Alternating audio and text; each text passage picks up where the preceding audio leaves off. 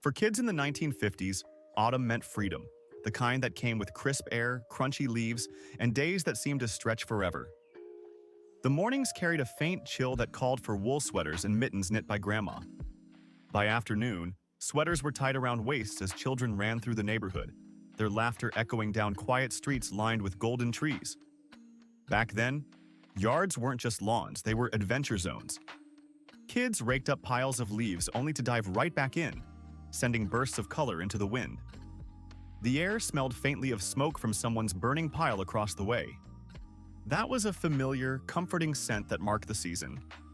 Makeshift football games broke out in neighborhood parks, and go-kart races turned neighborhood streets into speedways. No one carried a watch. The rule was simple: be home when the streetlights came on. And when they did, moms would have a saucepan of milk warming on the stove, stirring in cocoa powder and sugar by hand. No instant packets, no microwaves, just a rich, creamy drink made from love. Little-known fact: in many small towns, kids walked to school or rode bikes well into November. That was long before buses became common. Snow or not, it was part of the daily rhythm of life. As the days shortened and the sunsets turned golden orange, homes across America seemed to glow from within. Evenings were quieter, cozier, and filled with a kind of stillness that's hard to find today. Families gathered in the living room around the radio, and later, the black and white television. Shows like the Jack Benny program, I Love Lucy, or The Adventures of Ozzie and Harriet filled the air with laughter. The only commercials were for things like Jell-O or Lucky Strike, and no one fast-forwarded through them. The smell of popcorn popped on the stove drifted through the house. Dad might be reading the evening paper, his glasses slipping down his nose, while Mom worked a few rows of knitting or mended a button on a child's coat. The kids sprawled on the rug, maybe playing Monopoly, maybe coloring, or maybe just watching the flickering television and feeling safe. Outside, the wind rustled the last of the leaves. Inside, the hum of family life was steady and warm, a rhythm of laughter, conversation, and quiet contentment. By mid-autumn, the rhythm of daily life slowed into something steady and familiar. The kitchen became the center of it all, warm, fragrant, and always busy. Stews simmered for hours, bread rose on the counter under tea towels, and canning jars lined up on the counter. Mothers traded recipes clipped from Good Housekeeping or Better Homes and Gardens, swapping ideas for apple pie filling or spiced pickles.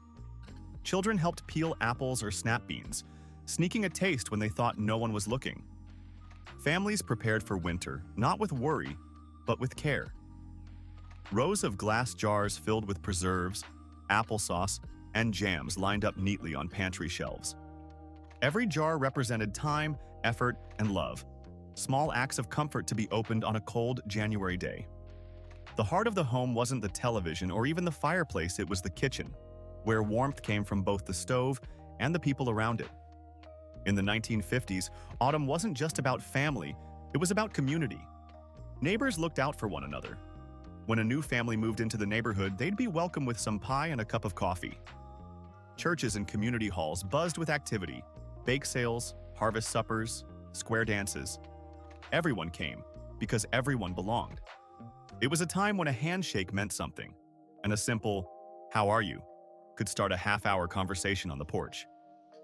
Kids played kickball until dusk, their laughter echoing across the neighborhood. Parents sat outside, wearing thick cardigans or wrapped in blankets, watching the last light fade behind maple trees. There was an ease to those nights. No rush, no screens, just the joy of connection. But life in the 1950s wasn't without its challenges. There were bills to pay, chores to finish, and worries that every family faced. But somehow, the pace of life allowed space for gratitude, for finding joy in the little things. A home-cooked meal, the sound of laughter through thin walls, the smell of rain on fallen leaves. These were the treasures people carried with them.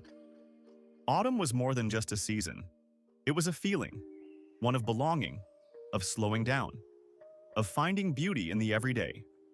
In those moments, joy didn't come from what you owned. It came from who you were with. Maybe you remember those days, the laughter, the sound of a radio in the next room, the smell of something baking as the wind whispered through the trees. What's your most treasured memory of autumn growing up? Share it in the comments below. I'd love to feature some of your stories in a future episode. If this video brought back a few warm memories, please give it a thumbs up. And don't forget to subscribe for more nostalgic journeys back to simpler times. Until next time, stay warm, stay kind, and keep the memories alive. Because the past is worth remembering.